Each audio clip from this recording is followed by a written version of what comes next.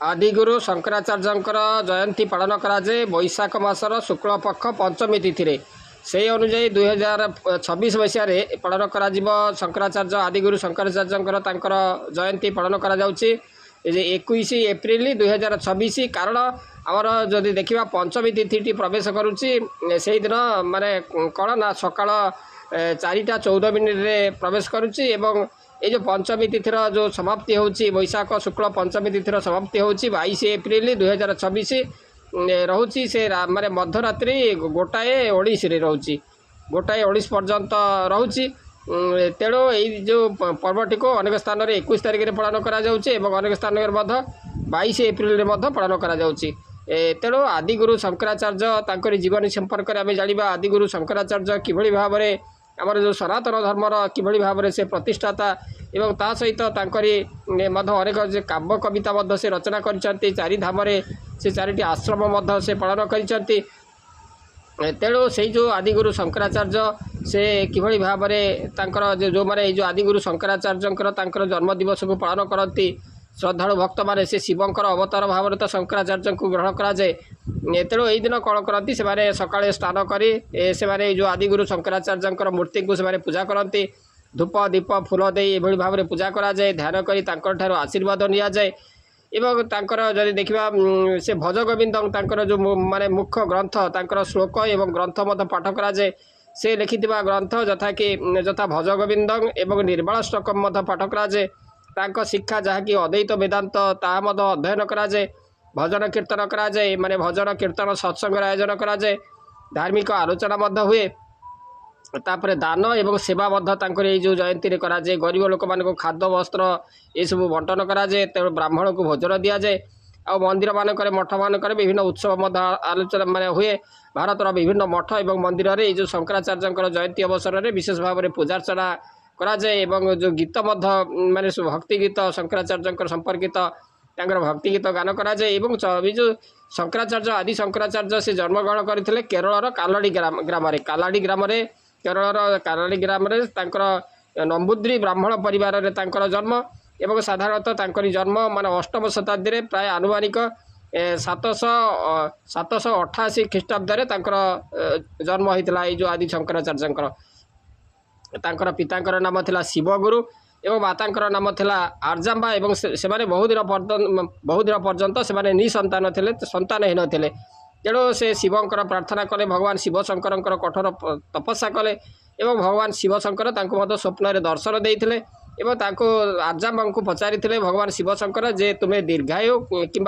साधारण पुत्र तुम्हें चाहूच कि अल्पायु किंतु अत्यंत ज्ञानी पुत्र चाहूच से भाव में कही जे कथा चलारे पितामाता शिवों सह प्रार्थना करते यही भाव में शिव जो कहले से ज्ञानी पुत्र ही से चाहिए जे अल्पायु हो पछे किंतु ज्ञानी पुत्र से चाहिए। यापर आदि शंकराचार्य जन्म होता जहाँ कि लोके भगवान शंकर अवतार भाव में ग्रहण करती एवं शैशव अवस्था छोट अवस्था से बहुत माने बुद्धिमान थिला धी शक्ति बहुत थिला एवं 8 वर्ष बयस से वेद अध्ययन समाप्त करने सहित छोट बेलू से धार्मिक एवं आध्यात्मिक मार्ग प्रति रुचि थिला एवं जदि देखा दिव्य आविर्भाव ये जो शंकराचार्य जन्म केवल साधारण घटना नुहे बरं एक दिव्य आविर्भाव भाव में देखा जाए जी कि भारतर ये जो आध्यात्मिक इतिहास को से परिवर्तन कर तेणु जदि देखा से किभली भाव में बाल्य काल से सन्यास होगापी इच्छा प्रकाश करते किंतु माँ अनुमति देउन जे सन्यास हेले छाड़ी से चलीजे। तेणु से माता सहित थरे नदी को स्नान करने जाते नदी में स्नान करने समय शंकर से जो शंकराचार्य से एक माया कले कारण से शिवंकर अवतार एक माया सृष्टि कले एक कुंभीर पाद को धरिक टाणिक नहीं गला से समय से कातर भाव में माँ को प्रार्थना करते जे माँ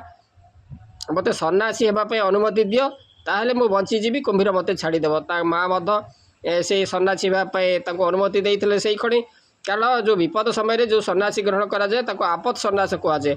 तेणु माँ जिते अनुमति देले से तापर कुंभीर सतकू सत छाड़देला एवं तापर से कौन है ना से सन्यासी हेले से सन्यासी ग्रहण से कले एवं तापर से गुरु गोविंद पाद शिष्य हेले एवं गभीर ध्यान एवं वेदांत शिक्षा से कले तापर से कौन कले ना दिग्विजय बाहर भारत भ्रमण में भारतर माने समग्र भारत भ्रमण कर से धर्म प्रचार कले विभिन्न पंडितों सह से शास्त्र आलोचना कले अद्वैत वेदांतर महत्व को मत से व्याख्या कले से माने प्रसिद्ध मंडन मिश्र सहित तर्क करते जुक्ति तर्क तर्कशास्त्र परास्त करते से प्रसिद्ध पंडित जे कि मंडन मिश्र से तर्क कर माने तर्क आलोचना करते ई तर्क न्यायाधीश थे पत्नी जे नाम हूँ भारती भारती थिले से जो भारती एवं शेष में जो मंडन मिश्र पराजित हेले एवं सन्यास ग्रहण कले एवं शंकराचार्य से शिष्य हो गले। यही भाव में 4टी मठ से माने प्रतिष्ठा करिसेंती। दक्षिण में रही श्रृंगेरी मठ श्रृंगेरी जहाँकि शारदा पीठ कहुए श्रृंगेरी पीठ पश्चिम में जहाँकि द्वारका द्वारकार रही शारदा पीठ रही आ उत्तर में ज्योतिर्मठ रही आ पूर्व में रही गोवर्धन मठ आमर पुरी रे रही गोवर्धन मठ यही भाव में यह द्वारा से हिंदू धर्म को से एकत्र करते से अल्पाई कहुए से 32 वर्ष बयस से देहत्याग करते किंतु एते कम बयस से अपार कार्य से कर जो आदि गुरु शंकराचार्य। तेबे आदि गुरु शंकराचार्य विचार थिला कौन ना ब्रह्म सत्य अर्थात ईश्वर होउचंती सत्य यही संसार बा जगत मिथ्या बा ताको अस्थायी एवं जीव बा आत्मा एवं ब्रह्म अलगा नुहंती। तेणु हे मनुष्य जदि तुम्हें माने भगवान गोविंद तुम्हें भजन कर भगवान गोविंद बा श्रीकृष्ण तुम्हें भजन कर केवल वाक्यरण बा विद्या बा ज्ञानर अहंकार तुम्हें केवे कर ना तुम मान को यह द्वारा माने कौन हम ना मृत्यु समय से केवे व्याकरण शिक्षा बा अहंकार ये केवे तुम मृत्यु समय तुमको रक्षा करें। तेणु जीवन में ज्ञान नुहे भक्ति और ईश्वर सहित तुम्हें जोड़ी हो रहीबार आवश्यकता रही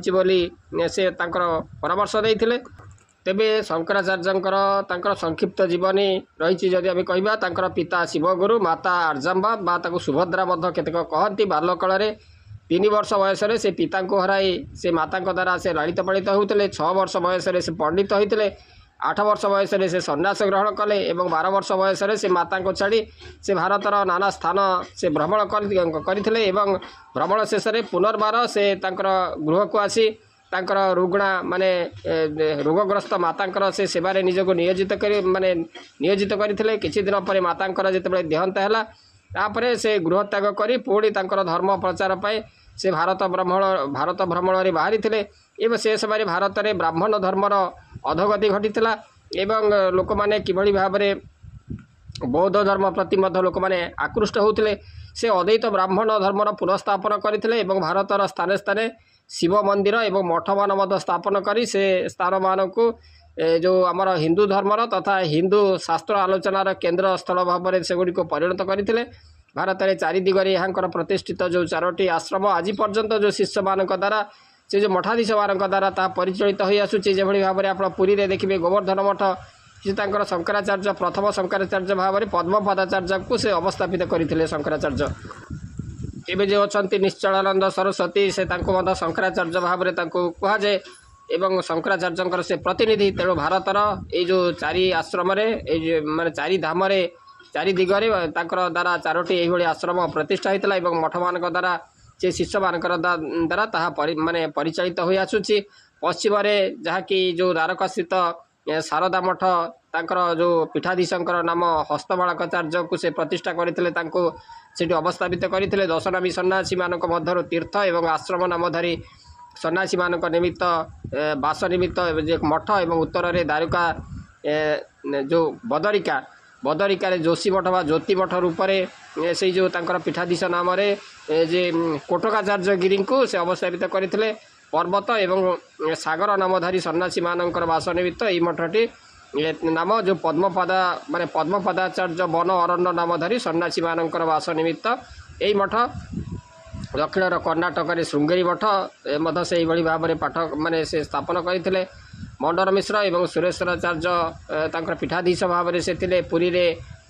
जे भारती एवं सरस्वती नामधारी सन्यासी मान जो रही से आश्रम स्थापन करते पद्मपदाचार्य को से पीठाधीश भाव में प्रथम पीठाधीश भाव में अवस्थापित करते। ओं गुरु ब्रह्मा गुरु विष्णु गुरुदेव महेश्वर गुरु साक्षात् परम ब्रह्म तस्मै श्री श्री गुरवे नमः। ओं आदि शंकराचार्य देवाय नमः।